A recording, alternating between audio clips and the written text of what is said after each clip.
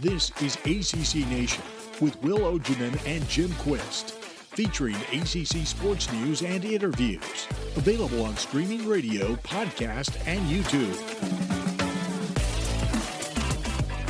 Candace Cooper, the host of Locked On ACC, part of the Locked On Sports Network, joins us as our special guest.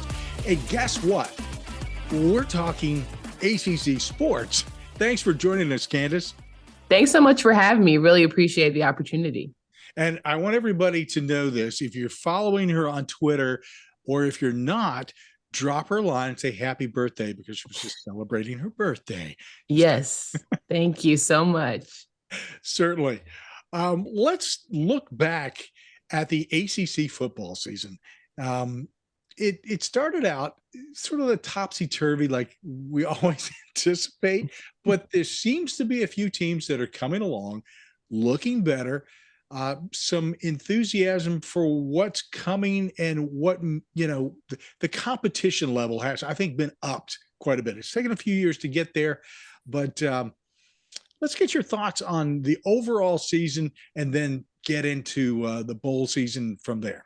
Sure. I think the ACC was really underwhelming, right? We had a lot of returning quarterbacks. We thought that this was going to be big time QBU, and we were excited about what was happening in the Atlantic because it felt like it was anybody's for the taking. It wasn't just Clemson and everybody else for once in the year. We knew, North Carolina and Miami and Pitt were all going to be challenging for the Coastal Championship. We didn't quite know, but I can sit here and say with full confidence during ACC kickoff, I told everyone, don't sleep on Duke. I think the Duke Blue Devils are going to have a better season than people think. And sure enough, Mike Elko and the boys figured it out, because I always said, listen, they had the horse in the stable. They just didn't necessarily have the leadership, or the leadership, had gone beyond its time. So it was just nice. The Coast was always going to be crazy. It's always going to be up in the air. It wasn't as wild, but the Atlantic, to me, NC State just kind of, I was rooting for you as a Carolina grad. It was hard enough, but to, have that Devin Leary injury and not quite pan out as we thought, it was just one of those, like, what could have been sort of scenarios, I think, that we were all, coming away with at the end of the season. So tell me, since you stopped there on the Wolfpack, what did happen there? I mean, it just felt like somebody pulled the rug out from underneath of the team. I think that everyone had, like, especially Dave Doran, always wants to be the underdog, always has the chip mentality. And, for this year, everyone knew you were supposed to be great, right? Everyone was giving you the proper praise. It wasn't like you had to overgas the situation. Devin Leary was picked as a preseason ACC Player of the Year. We had all the things tell you how marvelous you were. We were ready for that Big Ten win season. You've already beaten Clemson and got that monkey off your back. So we knew that defense and all the returners were going to do something, but it just didn't quite pan out from a Devin Leary, accuracy. The things were off. Just, he did not play up to expectations. And then, of course, the injury took him down, and then trying to replace him with Jack Chambers, who couldn't throw to save his life, was very difficult. So you had MJ Morris thrown in there, and him being a freshman started to expose himself once you got some tape on him. And I think overall it was just, all right, you say you want to be it, we're making you it. And then it didn't quite pan out when it was all said and done. Overall, if we were to just the entire season, one team that you really thought was going to do so much better and just completely the bed. That would easily be Miami. I was all in on Mario Cristobal, just even listening to him at ACC kickoff and how serious he was, the discipline that he was kind of putting into his guys, and more importantly, Tyler Van Dyke and what he showed last season. I was like, okay, well, he'll finally get a coach who knows, his X's and O's a little bit better maybe. And we see that at the end of the day, Miami is Miami. The brand is the brand. They're always going to bring studs. So I'm like, okay, I'm all my Coastals for the taking. Why not? And of course, as the season progressed, it was just like, what in the world is going on in Coral Gables? Like, every single week, you just didn't know what team you were going to get. And that was very troubling. Very indeed.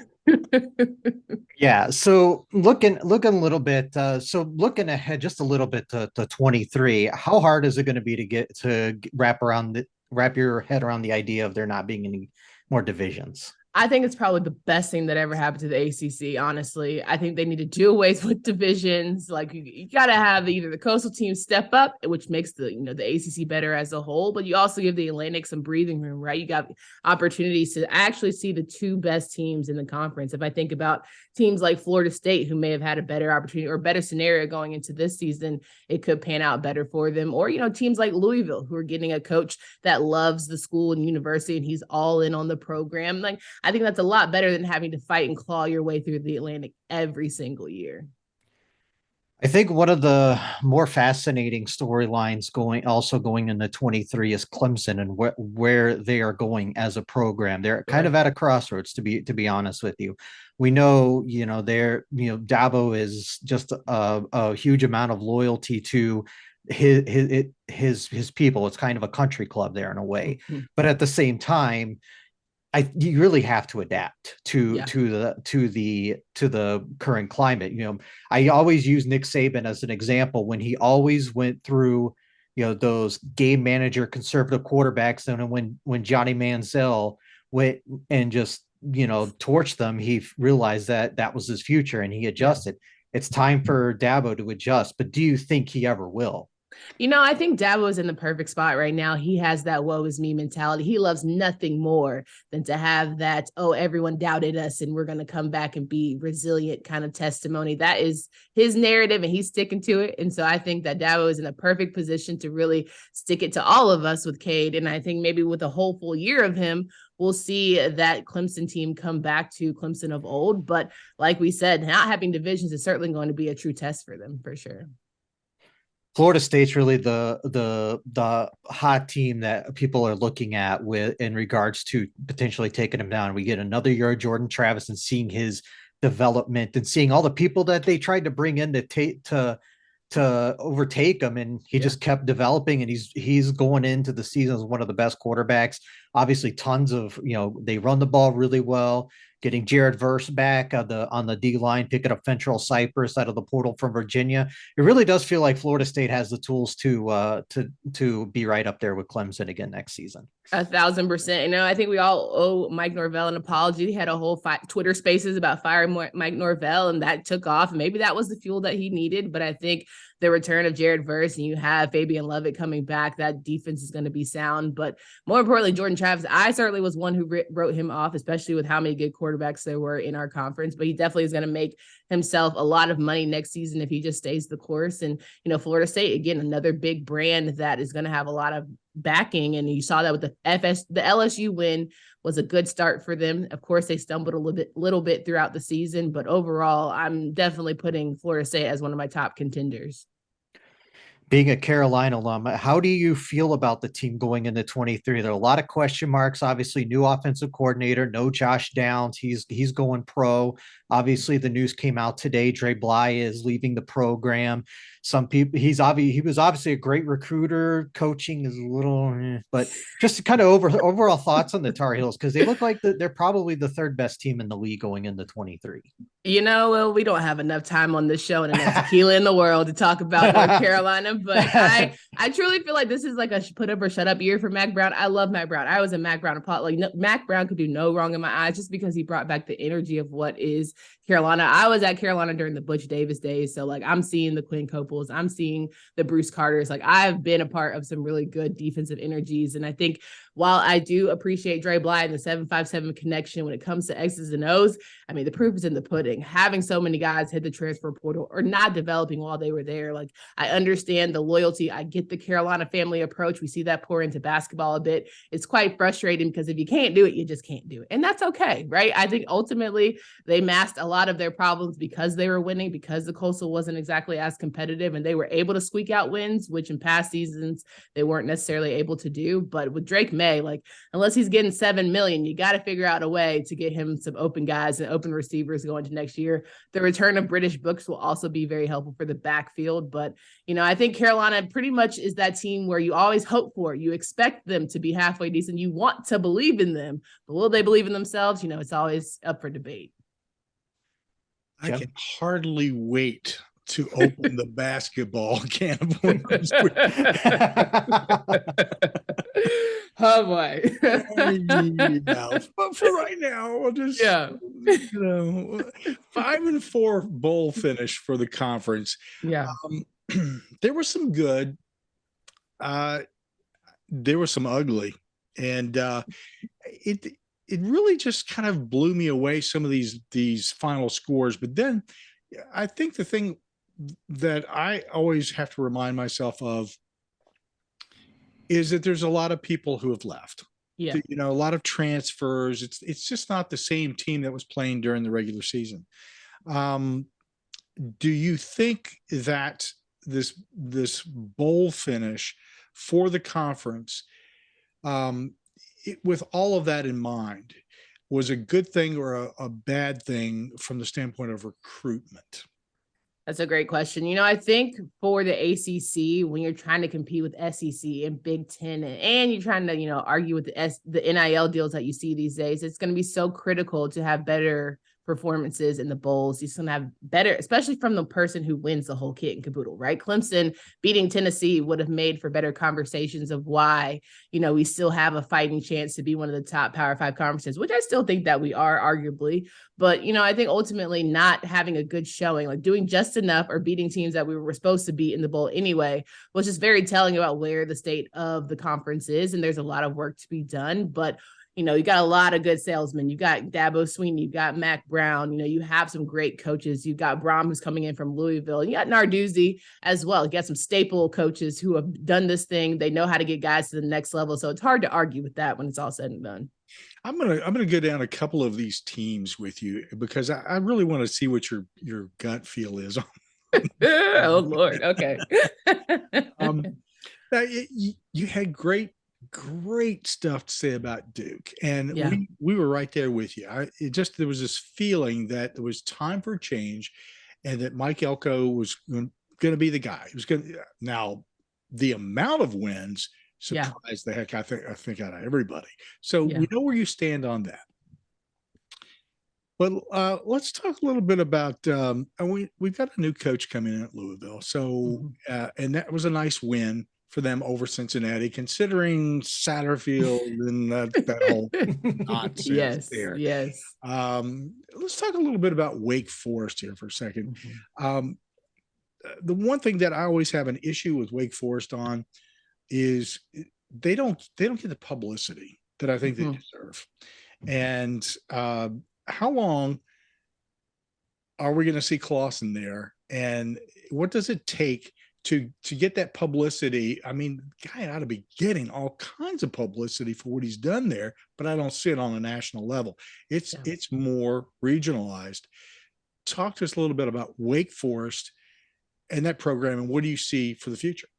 Yeah, I think last season when Wake Forest ended up being on the top 10 teams in the country, you were really excited, but you also said, is it fool's gold, right? Because we know we're all in on Wake Forest. We know that they have a really good coach in Clawson, but can they do it again? And I think that it was a little disappointing for Sam Hartman and the boys. Like, his interceptions sometimes would just be so head scratching. And I'm kind of glad they moved on, because it is going to be another season that's very telling. I believe that Clawson is arguably one of the best coaches, if not the best coach in the ACC. And I'm hoping that he can bring in another guy, but that defense has to figure it out. You can't just rely on high flying offense in order to be, stay in games or even win out games. They're going to have to figure out defensively how to be a little bit stronger, because you want to be a complete team. And we know that he has what it takes from a leadership standpoint, but the X's and O's he has to execute.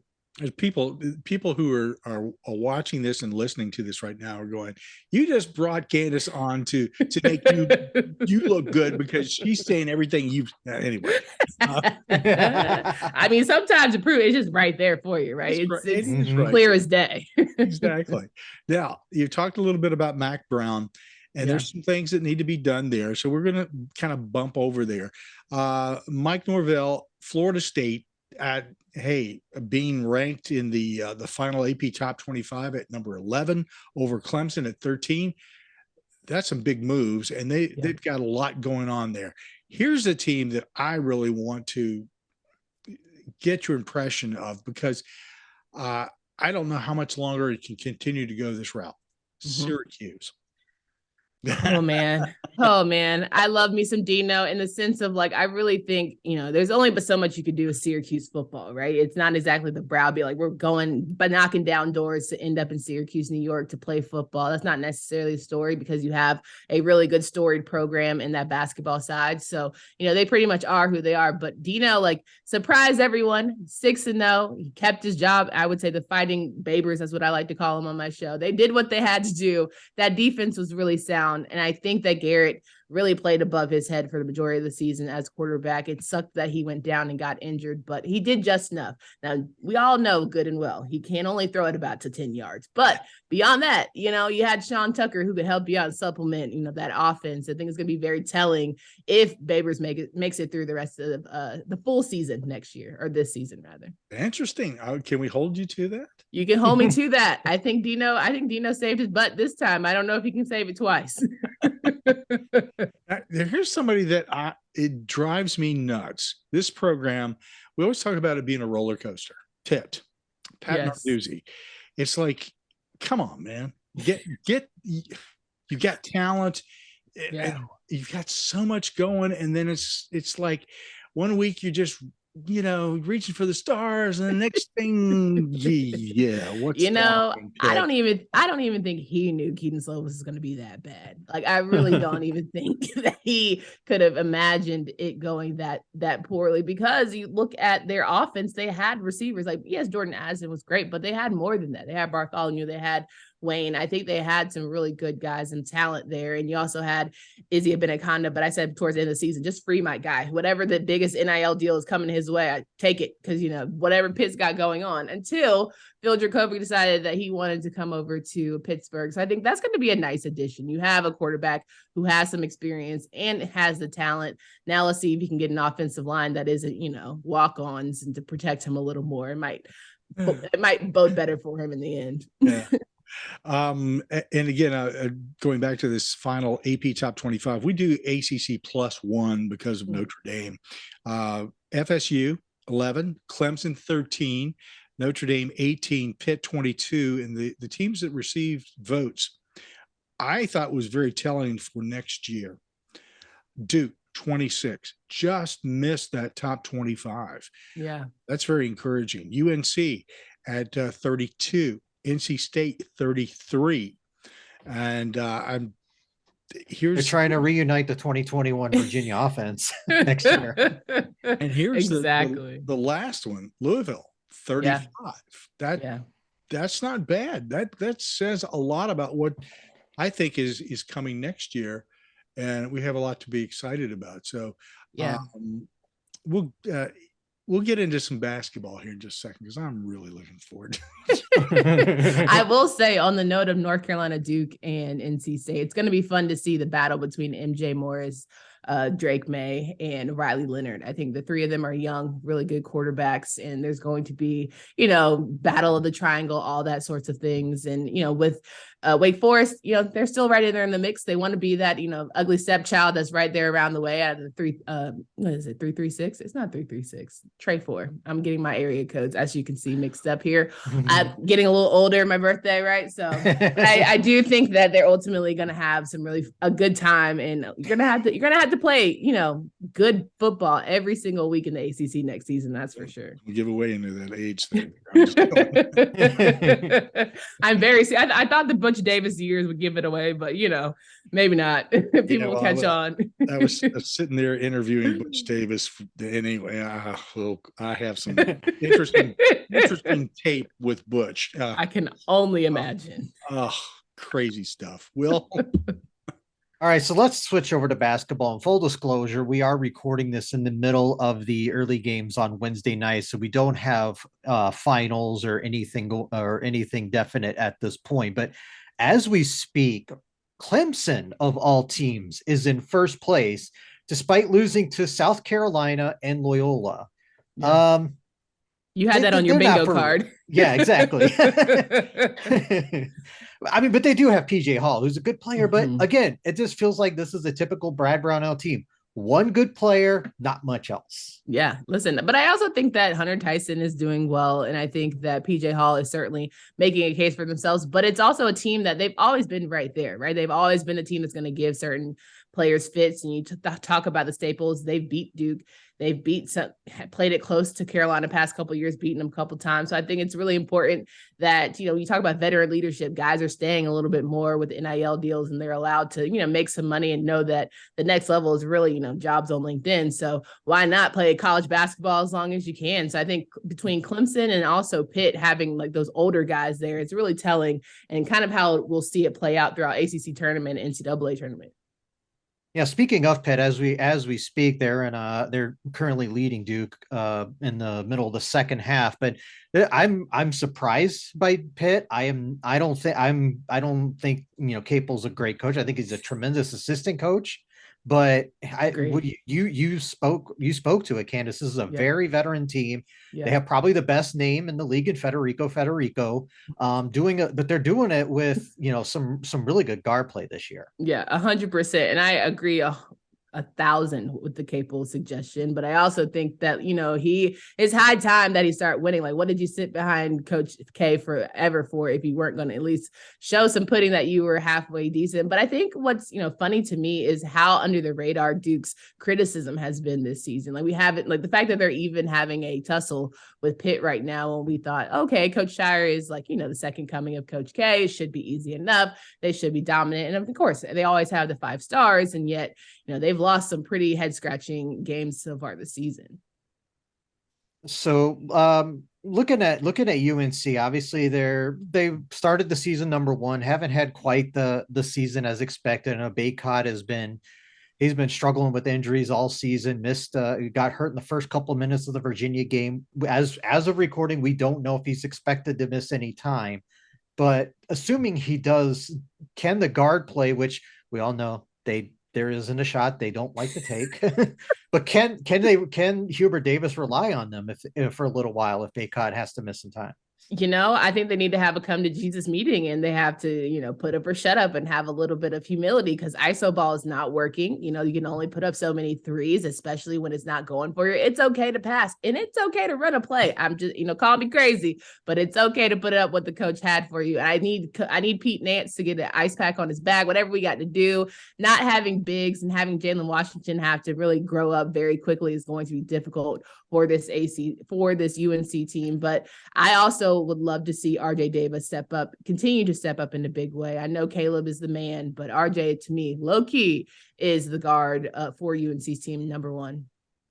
So admit to us, Candace, that when you blew out your candles,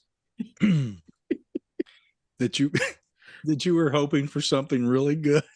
I was like, my birthday would be complete if UNC would just get 1 win. But of course, it's Virginia and they can't score. I was like, well, at least they got more than 50 points. That's the highlight. Seth Trimble actually played. That's the highlight. Like, I had to find the moral victories in that one. And I thought Washington played really well, because when he got pressed in the time. Yeah. You got to take them where you can get them. As Will mentioned, Clemson, Miami, Pitt, Virginia, and Duke. And in the poll, I find this intriguing. Virginia's at 13, Miami 16, Duke 24. Mm-hmm. You were alluding to Shire, and Will and I in our last episode were talking a little bit about I'm not 100% convinced that Shire, and I know it's early, but there was more substance to K. Mm-hmm. And of course, that's something that built over the years too. So, but with Shire, it's sort of like, where are you, man? Mm-hmm. Yeah. And the team is sort of like there too. Yeah. I think you're in an awkward position because, your rival from down the street had their coach come in, take them to national championship. Now it's like, all right, well, what are you going to do? Like no pressure, but pressure. So, I think it's been a hard position for him, but maybe he likes flying under the radar. Maybe his team will, strike lightning because they are young. They'll figure it out. as they go and have a really good run in the tournament. So I think there's a lot of things that are still up in the air for them as a program, but I think we should give them time. I wish people would have given Hubert Davis less criticism, but honestly, as I'm seeing these games this year, I don't know, Hubert, maybe that criticism was deserved. Oh man. Dude. Nothing like a woman's wrath, Hubert. You bet. Okay. I'm like, if you had played the rotation a couple more times, Brady Manick just needed a little more muscle milk, we might have, got that national championship. 2 more box outs. I felt bad for my guy. He looked so gassed, so gassed. Shout out to Brady. So last year, Hubert really got these guys to kind of come around mentally, and I think that's a thing that probably can and will occur again. End of January, 1st of February. And then you get on your run and you go from there. Hopefully these losses prior to won't hurt them as badly as, it could. Now with Shire, here's the thing that I really want to know is that team has become such a one and done team that does Shire have the cachet to really recruit in the same fashion that some of you mentioned Coach K, and everybody goes, oh, what, where? I'll go, I'll play, I'll be water boy, no problem. And Shire, it's like, okay. So I'm wondering if Coach K makes these phone calls in the back door where nobody sees, because the way Roy is at games and he's like very much present and all of that stuff. I'm wondering if that's the same case. But Coach Kai, his assistant that came in, he was supposed to be from Kentucky and be the recruiting whisperer. It'll be very telling, especially because with Duke and how they are very much bought in on the one and dones. Can they find that synergy come February and March and really pull it out in April? So it's hard to tell. It really is. I think this is going to be a very good first year that sets himself up for what should we expect. Let's temper our expectations. Again.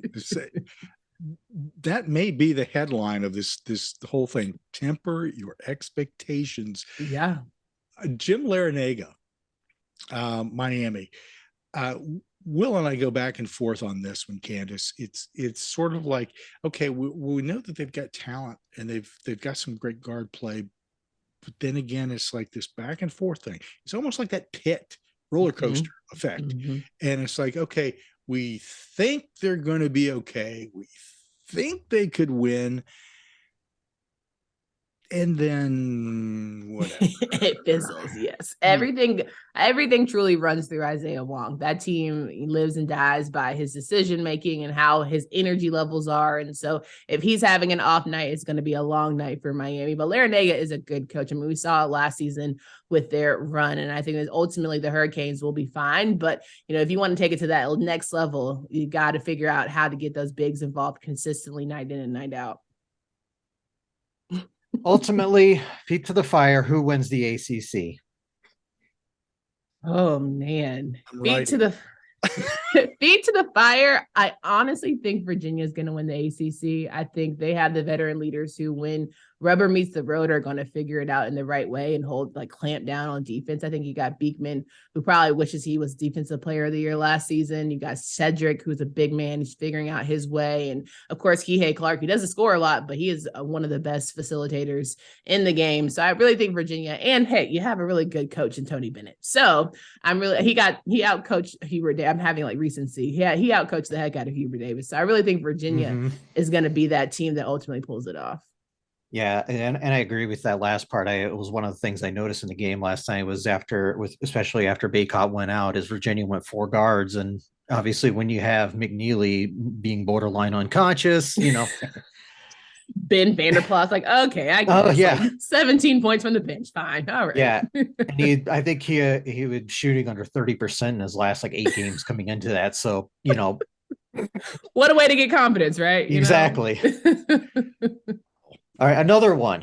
Will Louisville win a conference game?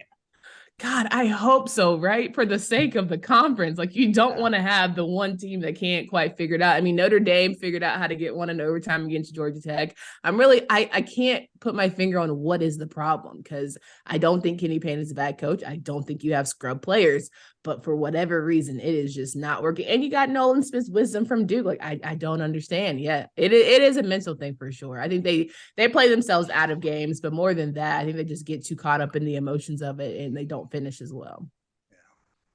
So let me just quickly switch over to the women's side real quick, because we talk about how weird the men's side is, the women's side's a gauntlet. Yeah. One of the better conferences in the country. I know. Yeah. I looked at Charlie Cream's bracketology, and he currently has 9 ACC teams in the tournament, and so that much of men aren't getting 9 teams this year. But Duke is in first place in the league, only undefeated team in the conference, led by Carol Lawson. I think they're the third in the country in terms of points allowed per game. They're just a really tenacious defense. So, what it is they're not the highest ranked team in the conference, and we'll get to that part in a little bit. But can Duke ultimately hold off the rest of the pack and win the league? I think for Carol Lawson, it's like about time, right? You haven't been playing, you didn't sat out for the COVID season. You're trying to figure out your recruits, and you got kind of blasted by some of your crosstown rivals. And now you finally see them buying into, what Lawson is doing. And I think that ultimately, Kara just has that leadership that really puts those girls in the right position. And it's just, they fly under the radar. They are another fly under the radar team, but they do it each night in and night out. But with the ACC as a whole, like you mentioned, women's basketball, you got to come with your A game every single night, because those upsets aren't really upsets. Just because they're not ranked does not mean they're not good. So the highest ranked team is Notre Dame. Their top 10 team, Coach Ivy. Sometimes you don't want to be the one that follows the legend, but she after a slow start has really picked it up, having a number. I believe they're number 7 coming into the week. Olivia Miles, one of the best players in the league. Yeah. What is it about this year's Notre Dame team that has allowed them to get back to their recent success?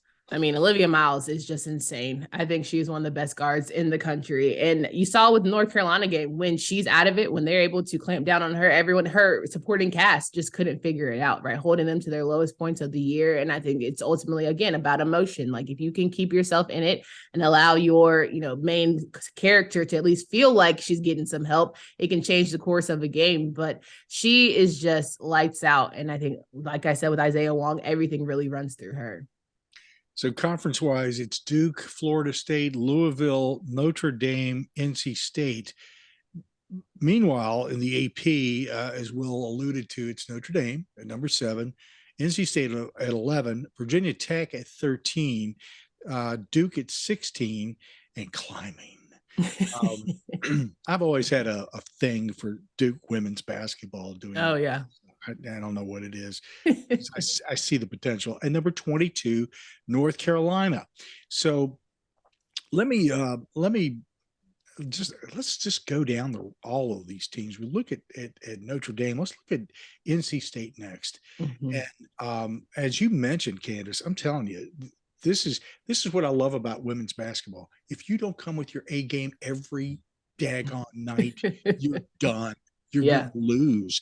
Yeah. You have to leave everything you've got out on the floor in order to pull out a win. And that's really true in the ACC, because there's some good teams. Yeah. In basketball. Talk to us about NC State. I think that NC State is a team coming off of Alyssa Cunane leaving. You're kind of like, okay, who are we? What's our identity? Having a lot of young ladies leave, you were really trying to figure things out. And the run that you had last year, you probably should have won a national championship, but ultimately you have to regroup. And I think Wes Moore is always going to be that coach where if your defense isn't sound, he is going to be pissed off. If you're not playing to that level in that small gym, as Courtney Banghart called it, you are going to have a long day with him. He's not going to be as pleased. So I think you've seen, Diamond Johnson and company sort of figure things out slowly but surely, have a couple head scratching losses, but ultimately I think they also know how to beat the bricks off some girls, like that Virginia game. So they're just one of those up and down teams figuring out their way, adjusting to having new lineups and new roster moves, but I have no worries about them come tournament time. What are your thoughts about Coach Brooks and what he's done with the Hokies? Man, I think that Kitley is probably one of the best in the business. And I think the way he's able to, bring the best out of her each and every night, but as well as just Virginia Tech in general, right? You don't exactly talk about the Hokies and women's basketball as much as you have in recent years. And I think it's all because you have that confidence builder. Like those girls come in and they feel like they can go up with the best of them. And I think that's so important, especially like we said in the ACC women's game. Like if you feel like you have a fighting chance, if you can just get people nervous, their guard play is excellent. And then just have, that emotion and you keep going, you finish games is also very clutch for them. Duke. Coach Lawson's my girl. I want them to stay consistent and really just fly under that radar. And, when it comes to their hometown or rival matchups when NC State, those are ones you got to win, right? The North Carolina ones, those are ones you have to win if you really want to stake your claim in being one of the best teams in the conference. I tell you, one of the things that I've noticed about North Carolina women's basketball, I think the guys are rubbing off on them. It's like they say, okay, we play Notre Dame, we're going to struggle. We're going to play great. We play Virginia, we're going to struggle. Like I'm interested to see how they play against Virginia, especially because this Virginia team has turned their program around night and day since Tina Thompson's departure. But, Coach Banghart, sometimes the decision-making, again, talk about Hubert Davis. I'm like, I don't know if I would have run that play. I don't know. And I'm not a basketball girl at all, but I don't know if I would have run that one, or I don't know if I would have done X, Y, Z. But I think, Deja Kelly, Alyssa Usby, those are two really good players, but you've seen some growth in Paris. You've seen, girls have to step up in big ways. And I think it's going to be very important for them to win games that they're supposed to win. Because sure, you can upset all day long, but dang, can you beat the ones that we already had you with the W? Like that's where I respect the team, going further, especially during those big championship type seasons. I know Will wants to ask specifically about Virginia, so go ahead. Yeah, and I 100% agree. The what Coach Mox has done in her short time there, it's a complete 180 from Tina Thompson. I love what she's done. I'm interested, however, to see where they go from here with the news that Mir McLean is out for the season with a knee injury, and that's your second leading scorer, that's your leading rebounder, and it's a tough loss, but I feel like this Virginia team's still going to be very resilient and tough on a nightly basis. Yeah, I think clamping down on defense is going to be so clutch for them. I think they're really good at doing that. They're really good at just frustrating a lot of their opponents. And so they're just going to have to keep that up consistently because, when you get yourself caught up in the emotions of losing your best player, sometimes you feel like, oh, I have to do too much. I have to be the hero. And it's like, no, just keep playing your game and just do and execute the fundamentals that you know so well to do. Candace, thank you so much. Thank you for having me. I mean, I feel like I was in the gauntlet, but came out okay. I can't wait to come back and talk a little more basketball. We're looking forward to it. Yeah. Candace Cooper, the host of Locked On ACC. Make sure you follow them both on YouTube and listen to their podcast. It's part of the Locked On Sports Network. And man, talking about ACC sports, yes, we did. Just like we said we were going to. Candace, we appreciate it. Yes, of course. Until next time, guys. Thank you, Candace.